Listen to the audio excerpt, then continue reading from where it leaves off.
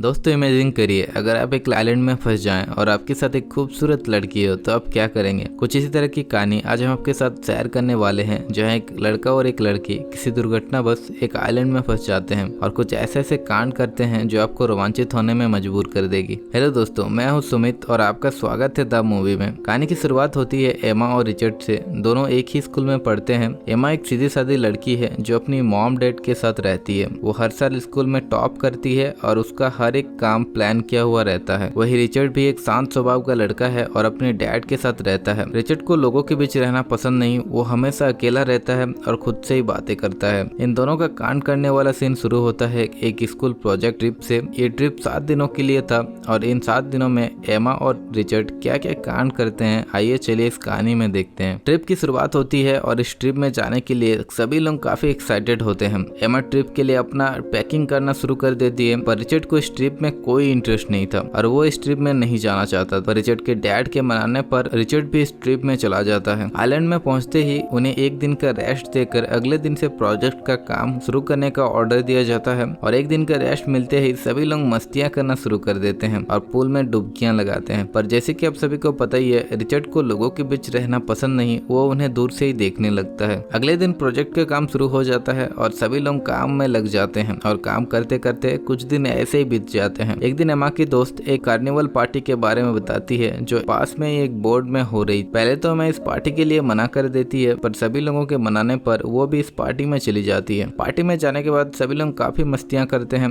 और इसी पार्टी में रिचर्ड भी होता है। बोर्ड में पार्टी चली रही होती है, तभी वहाँ कुछ पुलिस वाले आ जाते हैं और बोर्ड के सभी लोगों को आगे आने बोलते हैं और इसी अफरा तफरी में एमा की पैर फिसल जाती है और वो पानी में गिर जाती है। एमा को पानी में गिरते देख रिचर्ड भी उसे बचाने के लिए पानी में कूद देता है और दोनों एक लाइफ बोट में चढ़ जाते हैं। रिचर्ड को पुलिस की झंझट नहीं चाहिए था, जिस वजह से वो लाइफ बोट में लगे रस्सी को काट देता है और पुलिस वालों के कुछ दूर जाने के बाद लाइफ बोट के सहारे उनके पीछे जाने वाला होता है। पर बोट को कुछ देर जाने देने के बाद रिचर्ड देखता है कि उनके लाइफ बोट में मोटर ही नहीं है और तभी एक अचानक लहर आता है और उन्हें बाहर ले जाता है। सुबह जब एमा और रिचर्ड की आंख खुलती है, वे दोनों अपने आप को एक समुद्र के बीच पाते हैं। एमा काफी डरी हुई है और उनके फोन में सिग्नल भी नहीं होते हैं। दोनों आपस में बातें करते हैं और इस समुद्र से निकलने का तरकीब लगाते हैं। इधर एमा और रिचर्ड की गायब होने का खबर प्रोफेसर को मिल जाता है। प्रोफेसर तुरंत बचाव दल को और पुलिस कर्मियों को इस बारे में बताता है और उन्हें ढूंढने के लिए निकल जाते हैं। एमा और रिचर्ड आपस में बात कर ही रहे होते हैं, तभी उन्हें एक आइलैंड दिखाई देता है और वे लोग उस आइलैंड में चले जाते हैं। आइलैंड में पहुंचते ही वो लोग अपनी बोट को किनारे में लगाते हैं और जंगल के अंदर चले जाते हैं। दोनों बातें करते हुए आइलैंड के अंदर जा ही रहे होते हैं, तभी उन्हें एक खूबसूरत झरना मिलता है। झरना को देखकर रिचर्ड एमा को फोटोज क्लिक कर देने बोलता है, पर एमा रिचर्ड की फोटोज न क्लिक करके उसे आगे चलते रहने बोलता है और वे लोग धीरे धीरे चलते चलते आइलैंड के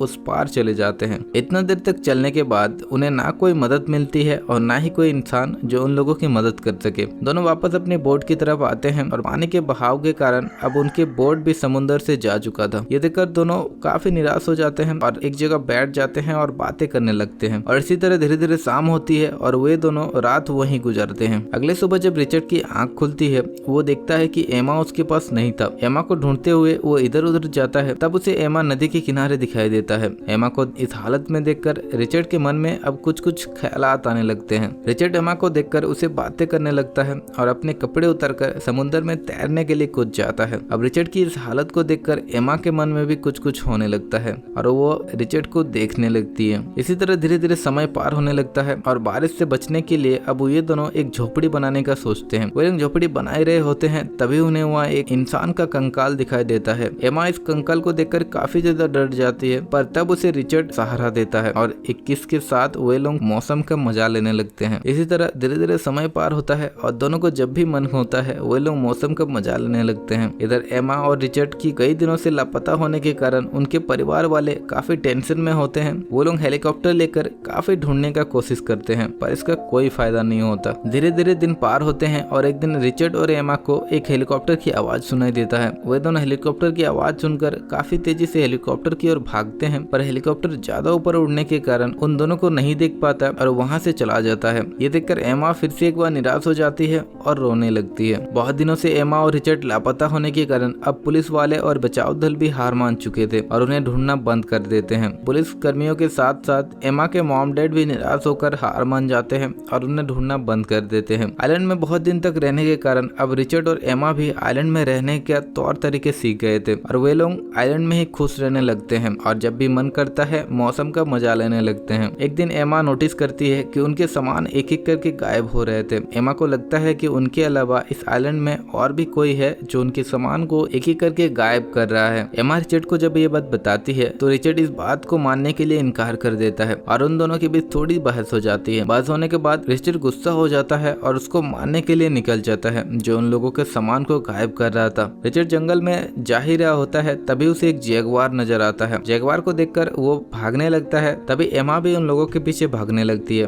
रिचर्ड भागते भागते एक लकड़ी से टकराता है और वो नीचे गिर जाता है और जैगुआर उसके ऊपर अटैक कर देता है। एमा उन दोनों को ढूंढते ढूंढते वहां आती है, तब तक रिचर्ड जैगुआर को मार चुका था। अब इतना सब कुछ देखकर एमा के मन में फिर से कुछ होने लगता है और वे दोनों झरने में जाते हैं और मस्तियां करने लगते हैं। ऐसे ही दोनों के दिन गुजर रहे होते हैं, तभी उन्हें एक दिन फिर से एक हेलीकॉप्टर की आवाज सुनाई देता है। हेलीकॉप्टर की आवाज सुनकर काफी तेजी से वो लोग बाहर आते हैं और हेलीकॉप्टर को देखकर चिल्लाने लगते हैं, पर इस बार हेलीकॉप्टर ज्यादा ऊपर ना उड़ने के कारण उन्हें देख लेता है और उन्हें उस आइलैंड से रेस्क्यू कर लेता है। दोनों इतने दिनों के बाद घर लौटने पर अब सभी लोग काफी खुश होते हैं और दोनों को अपने अपने घर ले जाते हैं। इतने दिनों तक एमा और रिचर्ड एक दूसरे के साथ रहने के कारण अब रिचर्ड एमा के बिना रह नहीं पाता। वो एमा से मिलने की काफी कोशिश करता है, पर एमा आइलैंड से आने के बाद थोड़ी बदल जाती है और इसी तरह जिंदगी वापस पहले जैसा चलने लगती है।